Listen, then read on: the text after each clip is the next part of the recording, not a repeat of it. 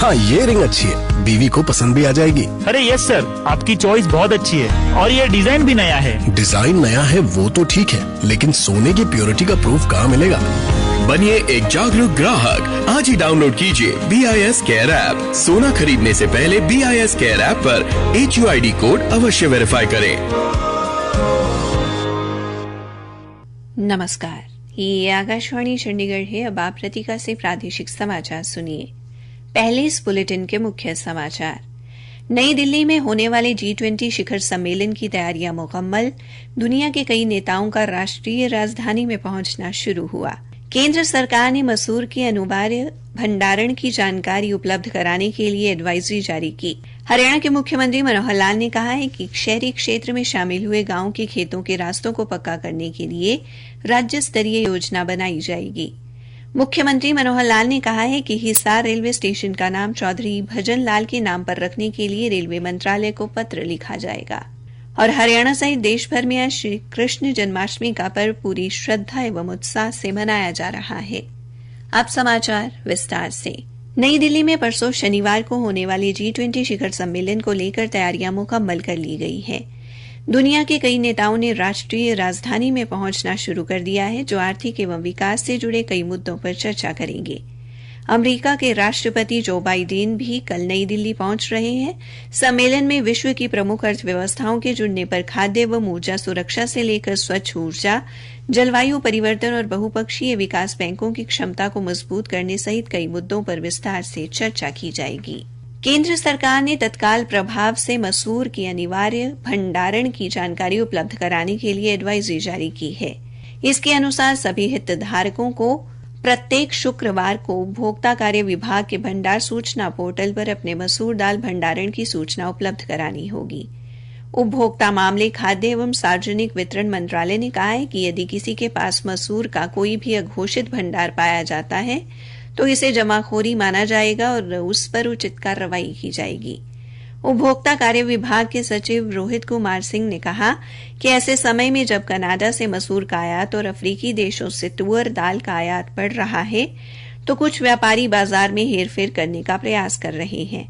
उन्होंने कहा कि सरकार इन गतिविधियों पर करीब से नजर रख रही है, जिससे त्योहारों के दौरान उचित कीमतों पर सभी दालों की उपलब्धता सुनिश्चित हो सके। हरियाणा के मुख्यमंत्री मनोहर लाल ने कहा है कि शहरी क्षेत्र में शामिल किए गए गांवों के खेतों के रास्तों को पक्का करने के लिए राज्य स्तरीय योजना बनाई जाएगी। आज हिसार जिले के सात रोड खास गांव में आयोजित जनसंवाद कार्यक्रम में मुख्यमंत्री ने कहा कि रास्ते पक्के होने से किसानों को फसल लाने व ले जाने में सुविधा होगी। इससे पहले उन्होंने संत शिरोमणि धन्ना भगत के चित्र पर पुष्प अर्पित कर उन्हें नमन किया।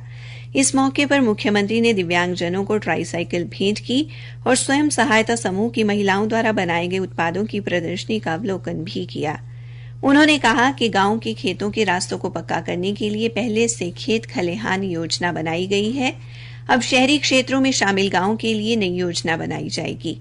इस दौरान मौके पर ही मुख्यमंत्री ने 60 वर्ष की आयु पार कर चुके 9 लोगों की पेंशन बनवाकर उन्हें कार्ड भेंट किए। मुख्यमंत्री ने कहा कि ये गांव जो अब हिसार नगर निगम का हिस्सा है, वे अमृत योजना के तहत काम किए गए हैं और जो रह गए हैं उन्हें 1 महीने में शुरू करवा दिया जाएगा। उन्होंने गांव में समाधि स्थल का सौंदर्यकरण किए जाने, सामुदायिक केंद्र, खेल स्टेडियम और गलियों के निर्माण की घोषणा भी की। मुख्यमंत्री ने कहा कि अगर व्यवहारिक हुआ तो गांव के उप स्वास्थ्य केंद्र को अपग्रेड किया जाएगा। आकाशवाणी चंडीगढ़ के समाचार सेवा प्रभाग द्वारा अमृतकाल में शुरू की गई प्रश्नोत्तरी प्रतियोगिता का आज का प्रश्न है, नेताजी सुभाष चंद्र बोस ने 5 जुलाई 1943 को सिंगापुर के टाउन हॉल में कौन सा नारा दिया था? प्रश्न एक बार फिर से सुन लें। नेताजी सुभाष चंद्र बोस ने 5 जुलाई 1943 को सिंगापुर के टाउन हॉल में कौन सा नारा दिया था? अपने उत्तर newsairchd@gmail.com पर तुरंत मेल करें। कल पूछे गए प्रश्न का उत्तर है, गुरुदेव रविंद्रनाथ टैगोर ने नेताजी सुभाष चंद्र बोस को देश नायक की संज्ञा दी थी। इस प्रश्न का सही उत्तर देने वाले हमारे विजेता हैं पंजाब के खरड़ से अभिषेक शर्मा। प्रादेशिक समाचार आकाशवाणी चंडीगढ़ से प्रसारित किए जा रहे हैं।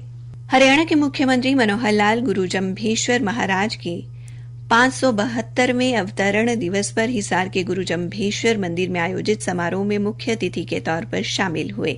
इस अवसर पर मुख्यमंत्री ने मंदिर परिसर में पूर्व मुख्यमंत्री स्वर्गीय चौधरी भजन लाल की प्रतिमा का अनावरण किया।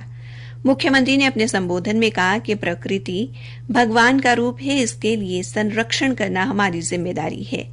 पूर्व मुख्यमंत्री भजन लाल को याद करते हुए श्री मनोहर लाल ने कहा कि उन्होंने बिना भेदभाव के पूरे हरियाणा का एक समान विकास करवाया था और वे स्वयं भी हरियाणा एक हरियाणवी एक के मूल मंत्र पर चलते हुए सभी विधानसभाओं में एक समान कार्य करवा रहे हैं।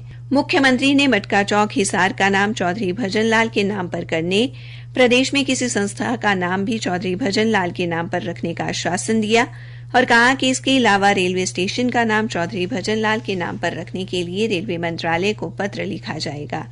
मुख्यमंत्री ने बिश्नोई महासभा को 21 लाख रुपए देने की घोषणा भी की। केंद्रीय राज्य मंत्री कृष्णपाल गुर्जर और परिवहन मंत्री मूलचंद शर्मा ने आज जन्माष्टमी के पावन अवसर पर बल्लभगढ़ बस अड्डे से 4 वातानुकूलित बसों को झंडी दिखाकर रवाना किया। अब बल्लभगढ़ बस अड्डे से हर रोज 3 वातानुकूलित बसें चंडीगढ़ के लिए चलेंगी, वहीं एक बस जयपुर के लिए चलाई जाएगी। हरियाणा सहित देश भर में आज श्री कृष्ण जन्माष्टमी का पर्व पूरी श्रद्धा एवं उत्साह के साथ मनाया जा रहा है। मुख्यमंत्री मनोहर लाल और हरियाणा विधानसभा के अध्यक्ष ज्ञानचंद गुप्ता ने लोगों को श्री कृष्ण जन्माष्टमी की बधाई देते हुए सबके लिए मंगल कामना की। हरियाणा के राज्यपाल बंडारू दत्तात्रेय कुरुक्षेत्र में ज्योतिसर के पास इस्कॉन की तरफ से आयोजित श्री कृष्ण जन्माष्टमी महोत्सव में शामिल हुए और इस्कॉन की तरफ से तैयार की गई कुरुक्षेत्र tourism.com वेबसाइट और कुरुक्षेत्र धाम के पर्यटन पैकेज संबंधी पुस्तिका का विमोचन किया। राज्यपाल ने भगवान श्री कृष्ण का अभिषेक भी किया।